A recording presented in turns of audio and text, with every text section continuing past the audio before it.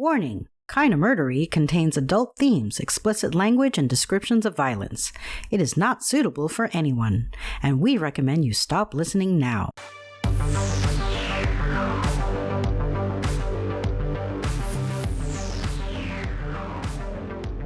True crime with a dash of the paranormal, the garish, the strange, and the darkly comic. A podcast that's about more than just murder. It's my very own pocket dimension, home to a curated collection of bizarre and compelling stories. The unsolved, the unsettling, and the unbelievable. I cover it all, just so long as it's kinda murdery. Hello everyone. If you recognize my voice, it means you've been here before, for which I very much thank you. And if you don't recognize my voice, it means this is your first time here, for which I also very much thank you. I'm Zevon Odelberg, and this is Kinda Murdery. We're in the middle of a slow burn, true life story of mystery and murder, and it's a hell of a story, so I don't want to get in the way. This is part 3 of the McStay family murders. Though if you haven't heard parts 1 and 2 yet, go listen to them and then hurry back. We'll save you a seat. If you're all caught up, let's get down to it. Part 3 of Kinda Murderies, the McStay family murders, starts now.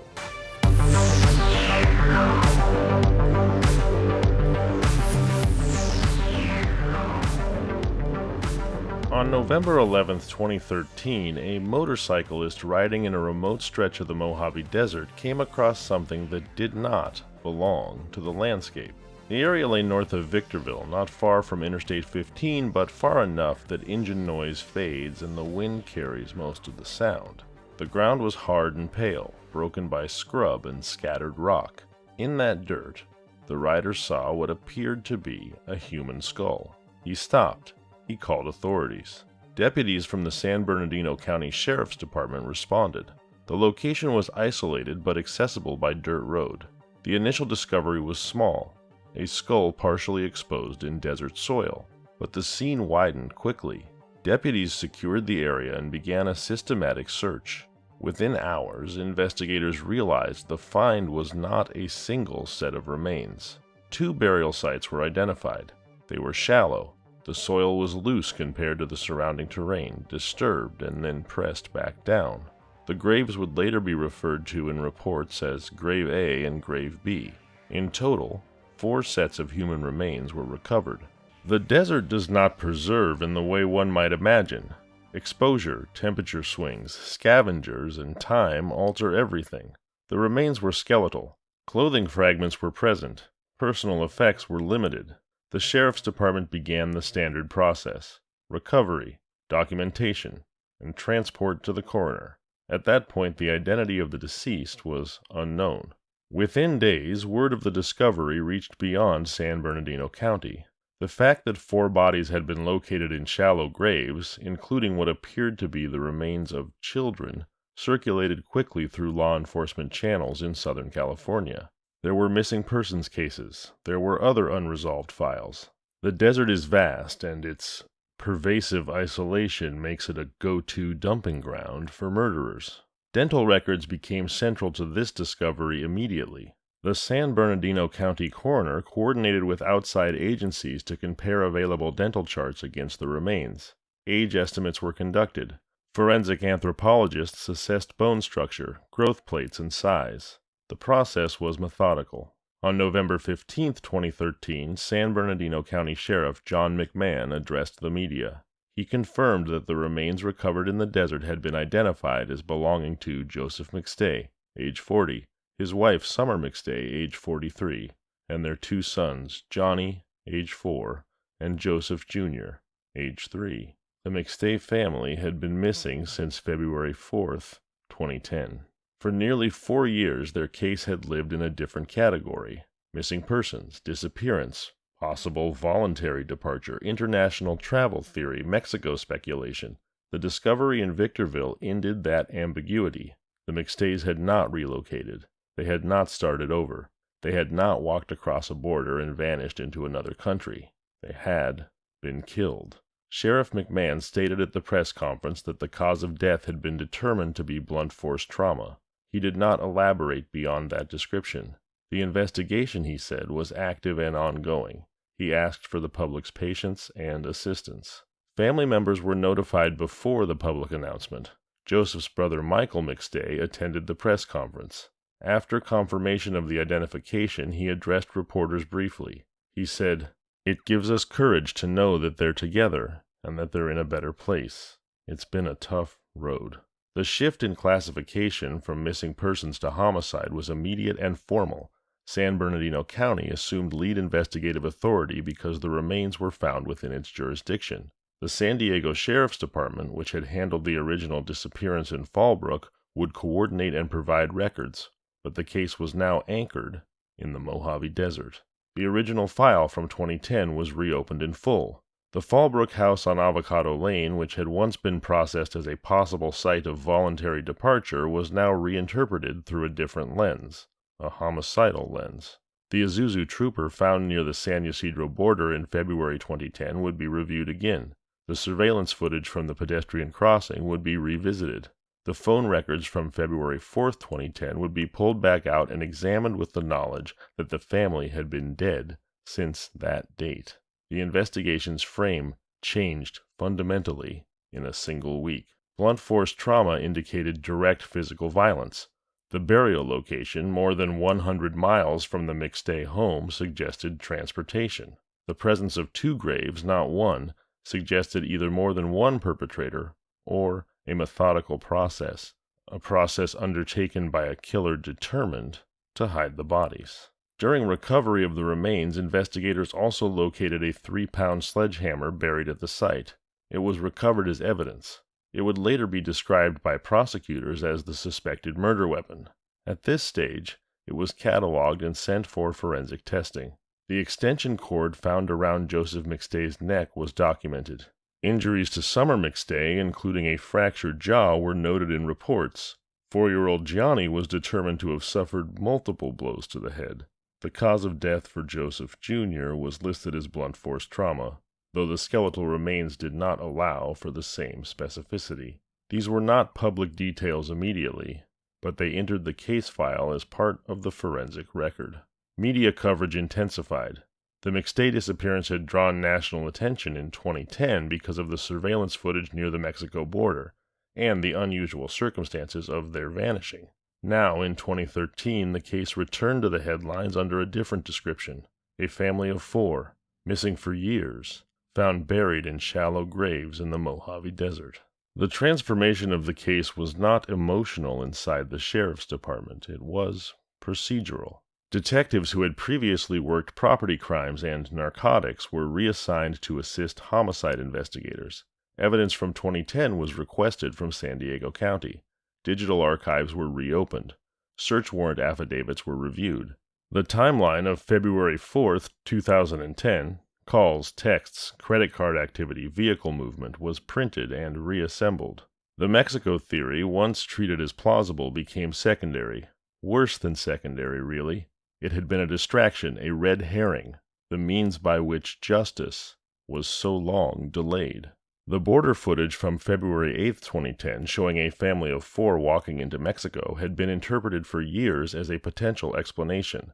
Now investigators had to ask whether the footage had ever depicted the McStays at all. Joseph's father, Patrick McStay, had publicly stated in 2010 that he did not believe the family in the video was his sons.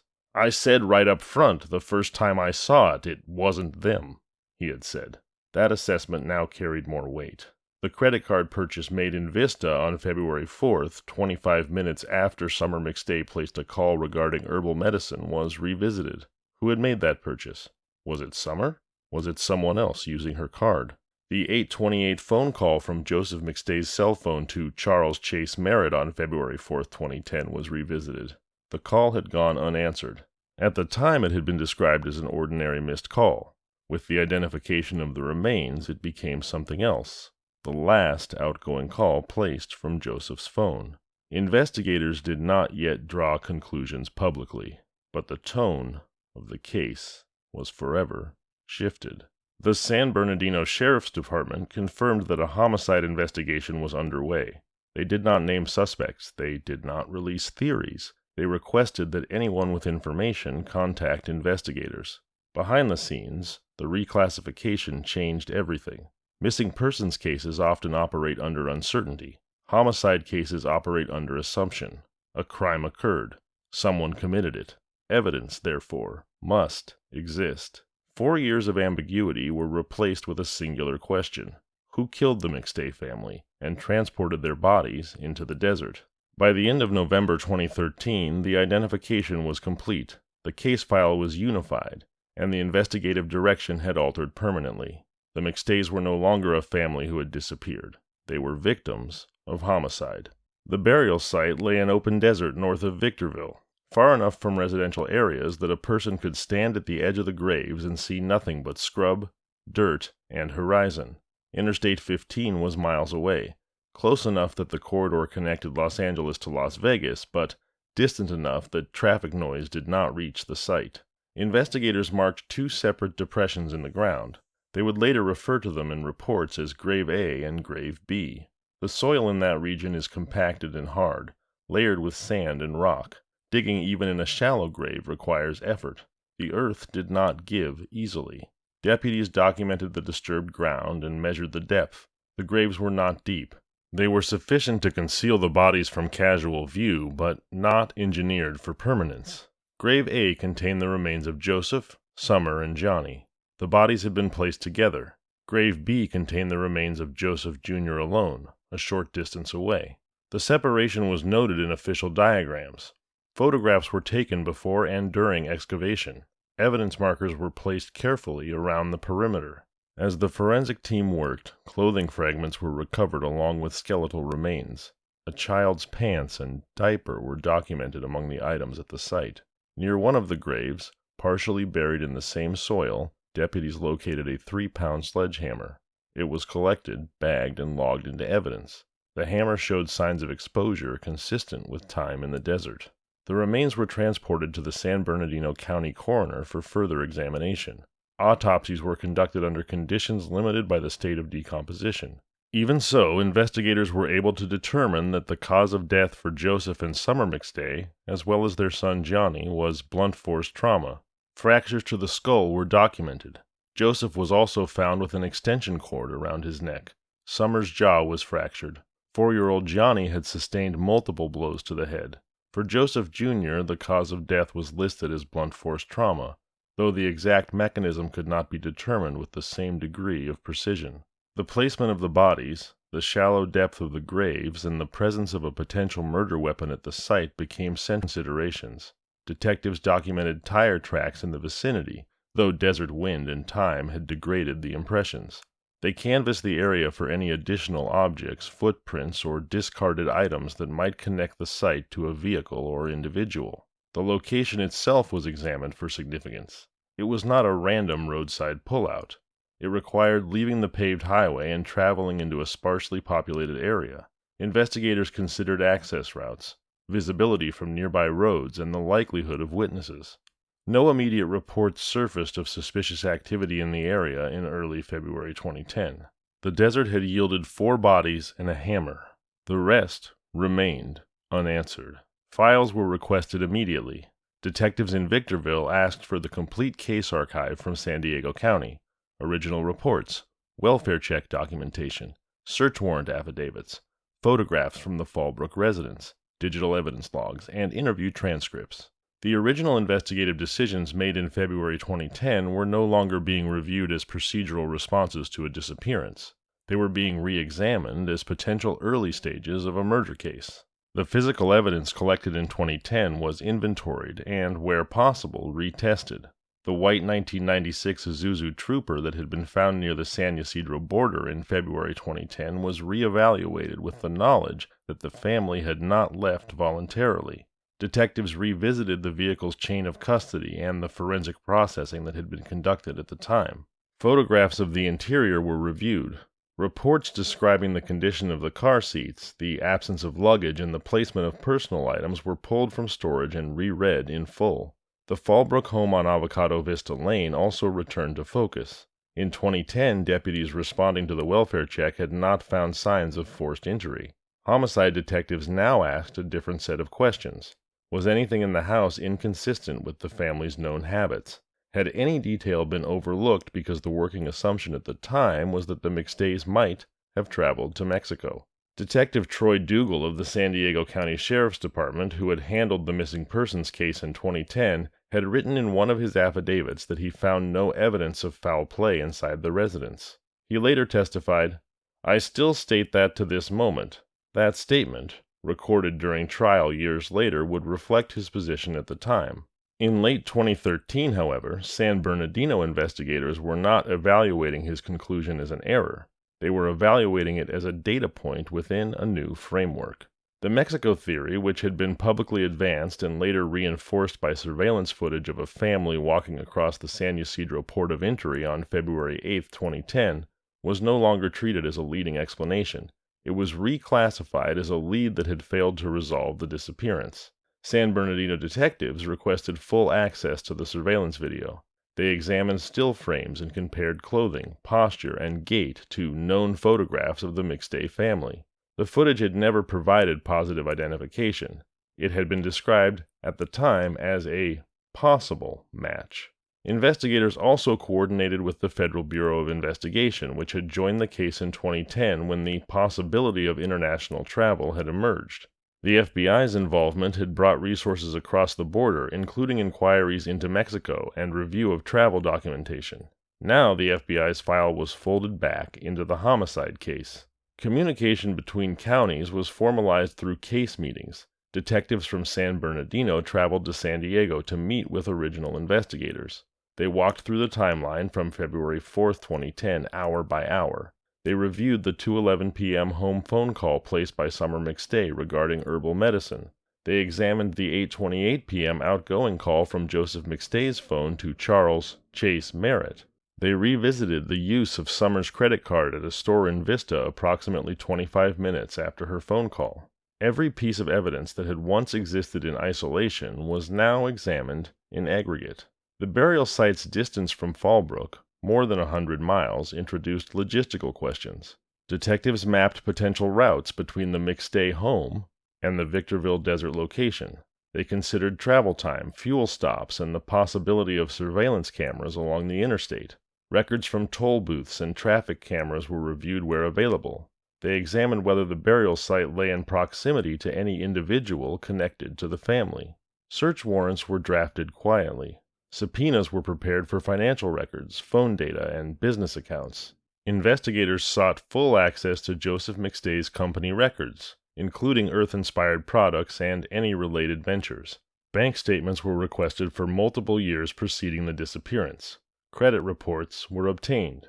Publicly, the Sheriff's Department remained measured. Officials confirmed that the case was active and that detectives were pursuing all leads. They did not name suspects. They did not speculate on motive. They emphasized that the transition from missing persons to homicide altered the trajectory of the investigation. Privately, the effect was immediate. Homicide investigators operate with an assumption that evidence, however faint, exists somewhere within the record. 4 years had passed, but documents endure, emails persist, financial transactions leave trails, phone towers log connections. The McStay case, dormant for a period of time, was now under systemic re-examination by a different team with a different mandate.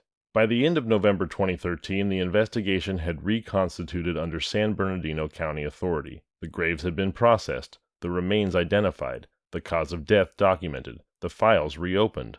Detectives began working through the record not as a question of where the family had gone, but as a question of who had taken them there. With the desert scene processed and jurisdiction firmly in San Bernardino County, investigators turned their attention back to Fallbrook.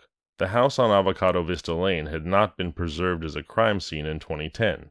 At the time of the disappearance, deputies responding to the welfare check saw no signs of forced entry and no visible evidence of violence. The working assumption had been that the family might have left voluntarily. As a result, the home had not been sealed immediately under homicide protocols. 11 days after the family was last heard from, Joseph's brother Michael McStay entered the residence through an open window. He later said he had waited because he did not want to overreact and believed the family might have been on vacation. Inside, he found the dogs in the backyard unfed and food left out in the kitchen. He contacted authorities. It would take several days to obtain the warrants necessary to conduct a full forensic search. During that window, the house was not secured in the way a homicide scene would have been. Friends and family moved in and out. Joseph's mother, Susan Blake, went inside and cleaned portions of the kitchen, discarding food that had begun to rot. She later said the smell was overwhelming. Michael removed a computer and an SD card from the home, stating that he did so with investigators' permission. Those actions were not illegal. At the time, the house was not classified as a crime scene. But with the discovery of the graves in 2013, detectives had to evaluate whether any physical evidence that might have existed inside the residence in February 2010 had been altered or destroyed, inadvertently, or perhaps otherwise. Search warrant affidavits from 2010 were reviewed in detail. In one affidavit, San Diego Sheriff Homicide Detective Troy Dougal wrote that he found no evidence of foul play inside the home. During later testimony, he would say, "I still state that to this moment." His assessment was based on what he observed at the time: no visible blood, no signs of struggle, no forced injury. San Bernardino investigators were not second-guessing that conclusion without cause. They were instead asking whether trace evidence might have existed that was not visible to the naked eye, and whether subsequent foot traffic in the home could have compromised its preservation.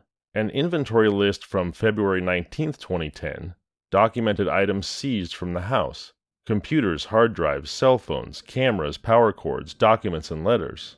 There was no documentation indicating the investigators recovered fingerprints, bloodstains, or other forensic evidence during the search. With the case now a confirmed homicide, San Bernardino County detectives sought to reconstruct the condition of the residence as precisely as possible. Photographs taken during the original search were enlarged and re-examined. Rooms were reviewed for inconsistencies. The location of furniture, the presence of open suitcases with folded clothing, and the tall lamp found lying on the floor were all reassessed. Detectives revisited the question of forced injury. The home showed no signs of a break-in in 2010. Doors and windows appeared intact. The absence of forced injury suggested either that the family had left willingly or that whoever entered had done so with access. Investigators also examined the timeline of access after February 4th. Who had keys? Who had entered the home before the warrants were obtained? Who had moved items? Each name was documented. Interviews were conducted again with family members to clarify their movements in the days following the disappearance. The goal was not to assign blame for the condition of the house. The goal was to understand whether the physical scene in Fallbrook had ever contained evidence of violence, and if so, whether it had been lost before the case was treated as a homicide. The re-examination did not immediately produce a revelation. There was still no confirmed blood evidence documented at the residence. No clear sign of struggle had been photographed. But investigators now approached the house with a different premise. The McStays had been killed on or around February 4, 2010.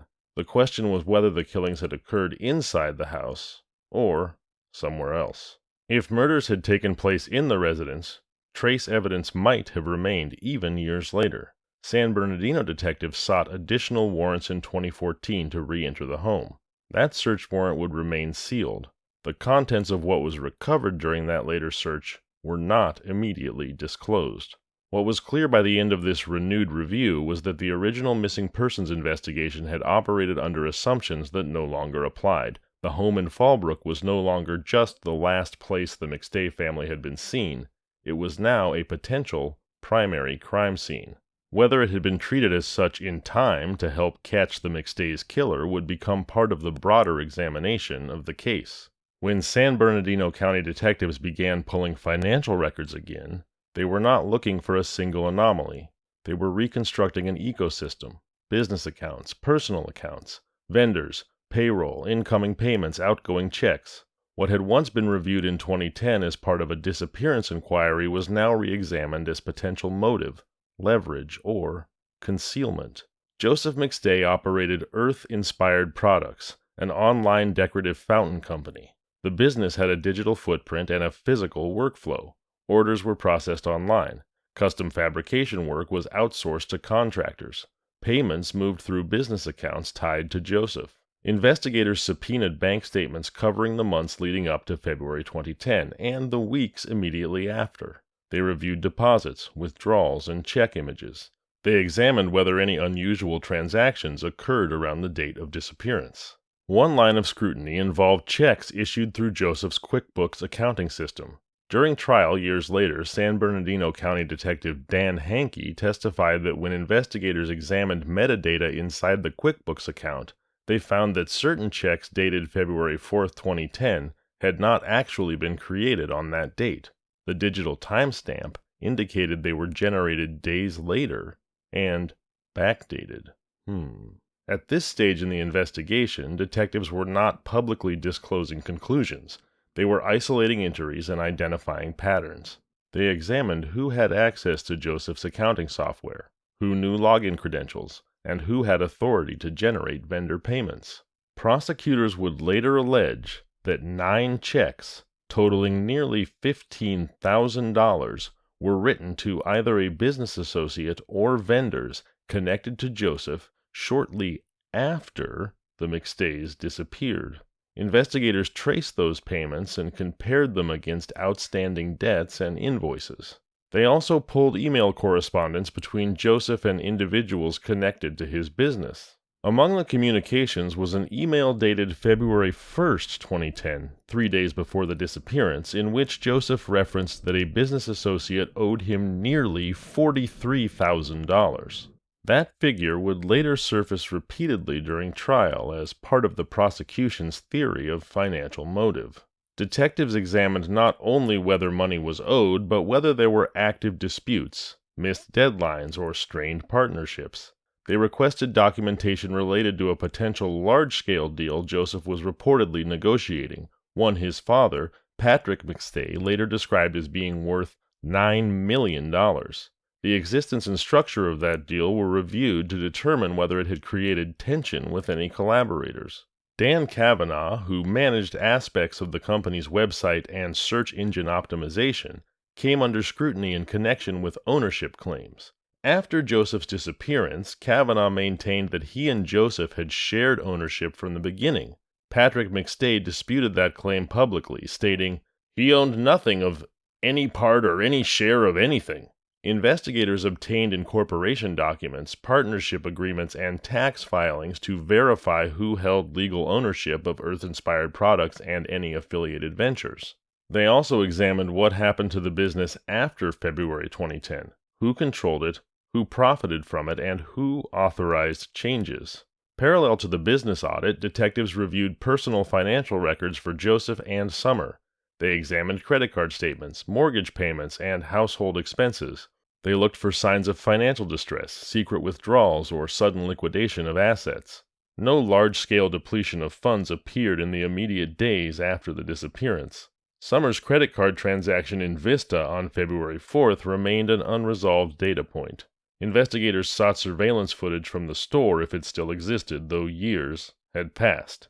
They asked whether receipts, merchant logs, or archived data might identify who physically used the card. Phone records were cross-referenced with financial activity.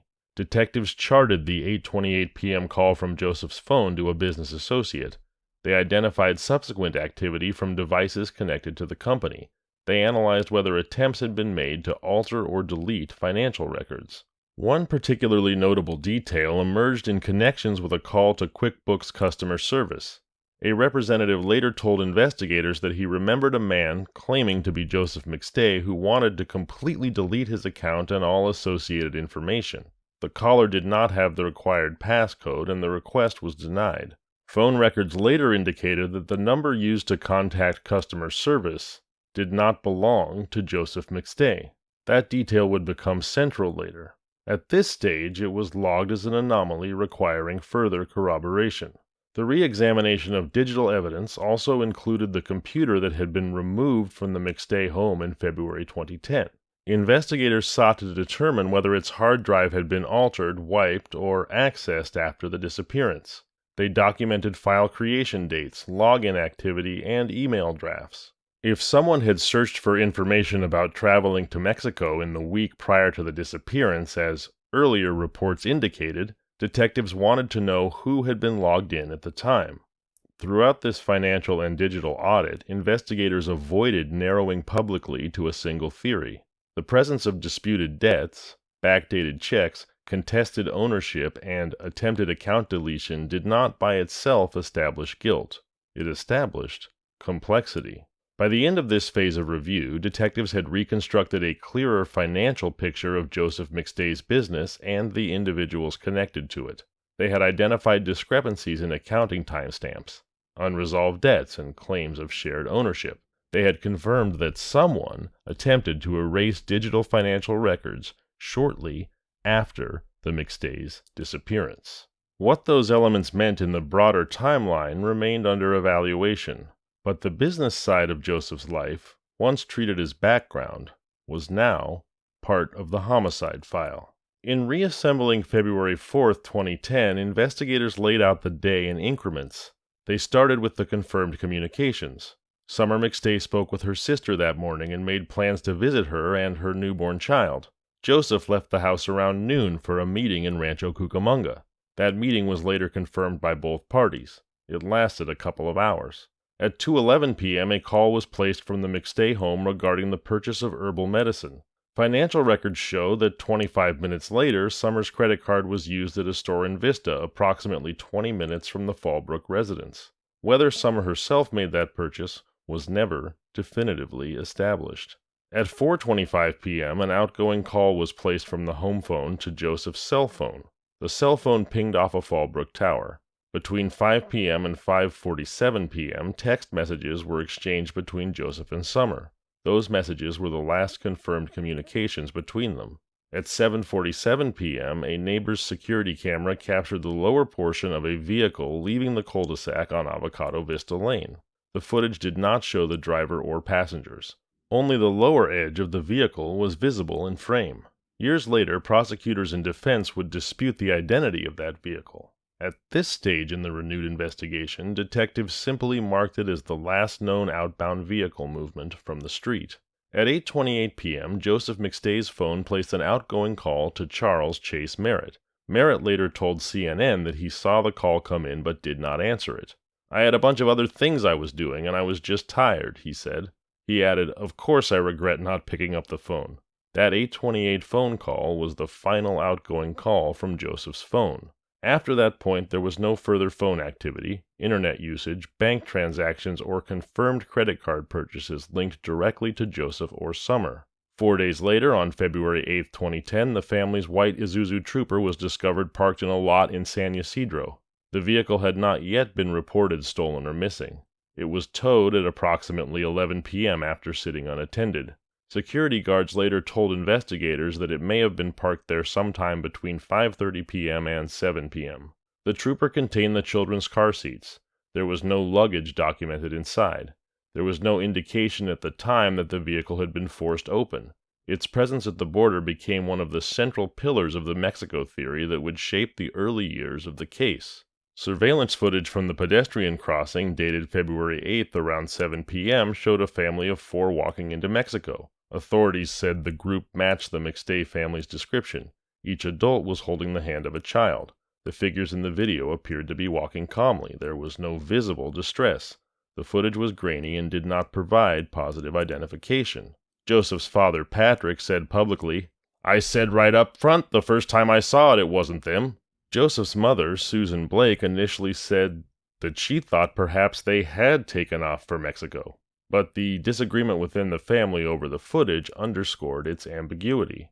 With the identification of the remains in 2013, investigators revisited the border timeline. They compared timestamps between the surveillance video and the estimated parking window of the Trooper. They examined whether the vehicle's presence at San Ysidro was consistent with the 7:47 p.m. departure from the Fallbrook cul-de-sac on February 4th, or whether it required separate travel days later. Cell tower data was reviewed again, not to pinpoint precise locations but to establish general movement. FBI Special Agent Kevin Bowles would later testify that cell data can provide a general idea of where a phone was located, but that it's not very precise. Detectives reconstructed which towers Joseph's phone connected to on February 4th and whether the phone showed any activity on February 5th or 6th. The question investigators faced in reconstructing this timeline was not simply when the McStays disappeared. It was whether the events of February 4th and February 8th were connected by the family's own actions or by someone else's. If the family had driven to San Ysidro themselves, there would be a continuous chain of evidence from Fallbrook to the border. If the vehicle had been transported and staged there after February 4th, that would suggest intervention. The trooper's chain of custody from the moment it was towed in 2010 was re-examined. Detectives reviewed who processed it, what was photographed, and what evidence was collected at the time. They noted the absence of luggage and the intact car seats as fixed points in the record. By the time investigators completed this renewed timeline review, February 4th stood as the last confirmed day of contact with the McStay family. February 8th stood as the day their vehicle appeared at the border. Between those 2 days lay a gap that no single piece of data, no single piece of evidence or clue could close. The timeline did not yet answer who was responsible. It did, however, establish the sequence that any explanation would have to account for. Afternoon communications, evening departure from the cul-de-sac, an unanswered 8:28 p.m. phone call, and a vehicle parked near the Mexican border 4 days later. By early 2014, investigators began mapping the people who had been inside the McStays' orbit in the months before February 2010, not as a list of villains, but as proximity, access, dispute, emotion, money, history. They started with the obvious question: who in the McStays' orbit had motive, opportunity, or unresolved conflict? The first place detectives looked was Summer McStay's world. Summer McStay's life before Joseph included a serious relationship with another man. The relationship had ended before her marriage, but as is often the case with love, its history remained part of her story. Investigators reviewed communications between them. One email, sent months before the disappearance, contained a declaration of enduring affection. The tone was emotional.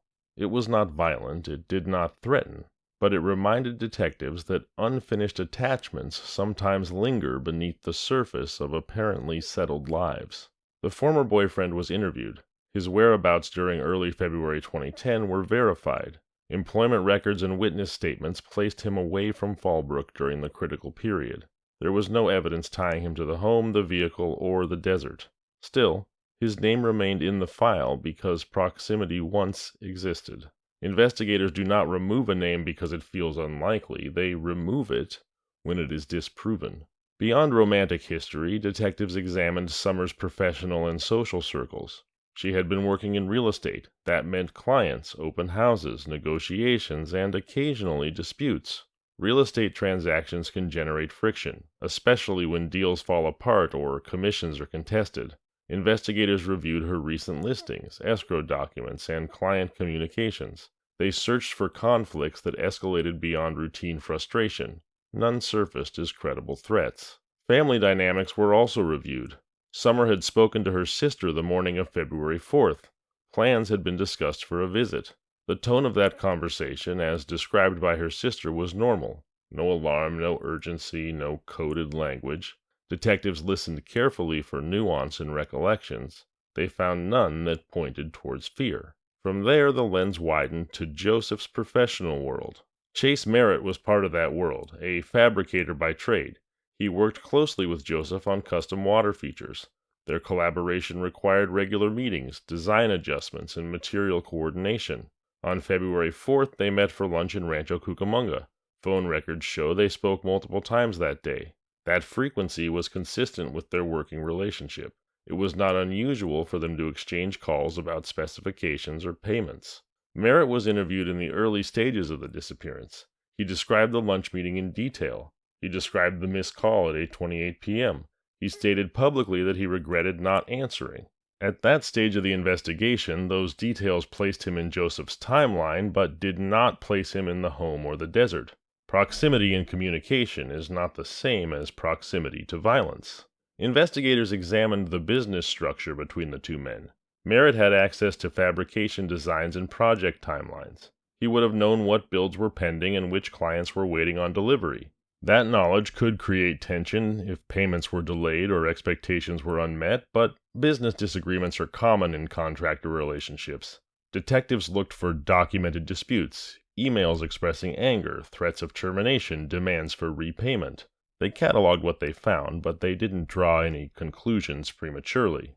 Joseph's earlier marriage introduced another figure into the review, his ex-wife's husband.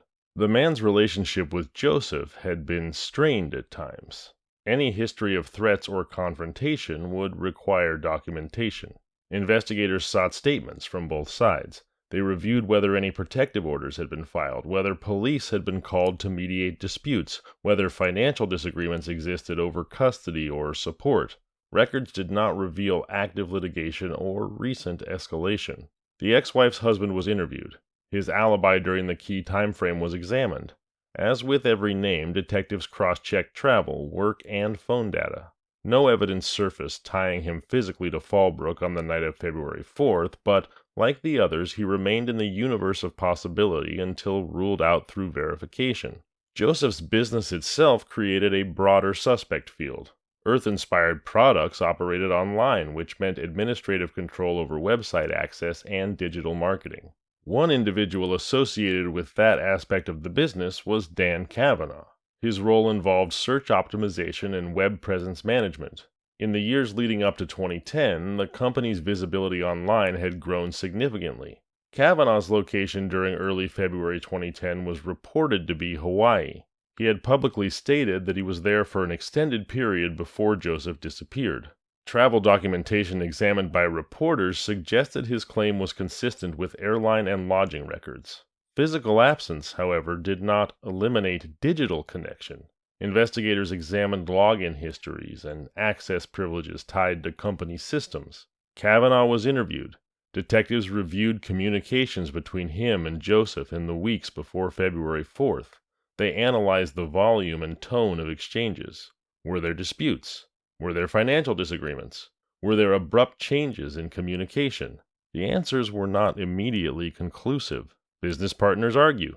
They also collaborate. Distinguishing between normal friction and motive requires pattern recognition. Other contractors and vendors were questioned. Who had keys to the house?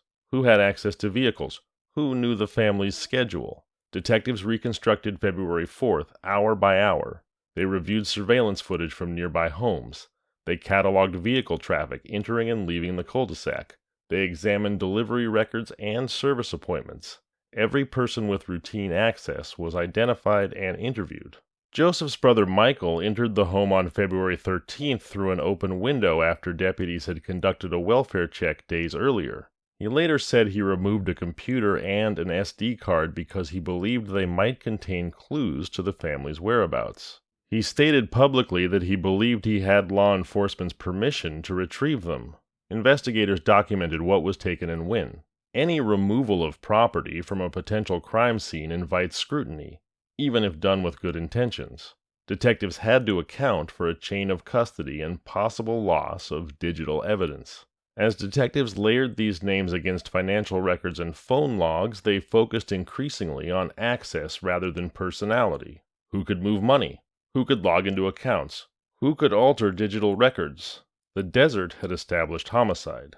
The house had yielded no visible signs of struggle. That absence suggested either a controlled departure or a carefully managed scene. In reviewing system access, investigators noted overlapping privileges.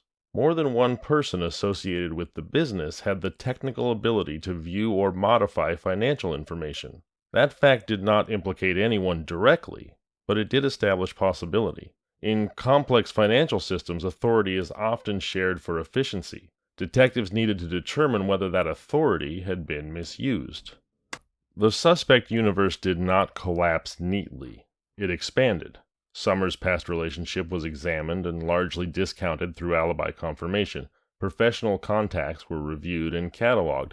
Merritt's proximity on February 4th was documented but not yet weighted. The ex-wife's husband's history was scrutinized without conclusive evidence of escalation. Kavanaugh's digital role was logged and preserved for further analysis. By the time investigators closed this phase of review, they had not identified a singular suspect. Instead, they had identified intersecting points of control. Control over time. Control over access. control over information. The investigation was beginning to shift from who was physically present to who understood the architecture of Joseph McStay's life. Names began appearing in more than one category. Business relationships overlapped with personal familiarity. Digital access overlapped with financial authority. The investigation's next phase would require narrowing those overlaps carefully, methodically, and without assumption. For now, the file remained open across multiple fronts. Each name carried history. Each connection carried context, and each context would need to withstand the weight of scrutiny as detectives moved forward. The Mojave Desert had revealed the crime. The suspect pool would reveal the investigation's direction. And if you've enjoyed this examination of the case so far, then please join me next Thursday, February 12th, for Part 4 of the McStay family murders. And hey, if you've been enjoying the show, please tell your friends, tell your family, tell random acquaintances, anyone you know who likes a true crime podcast. I sure would appreciate it. Until next time, I'm Zevin Odelberg, and this has been Kinda Murdery. If you like the show, please subscribe, review, and tell your friends. You can find us on social media at Kinda Murdery or email at kindamurdery@gmail.com.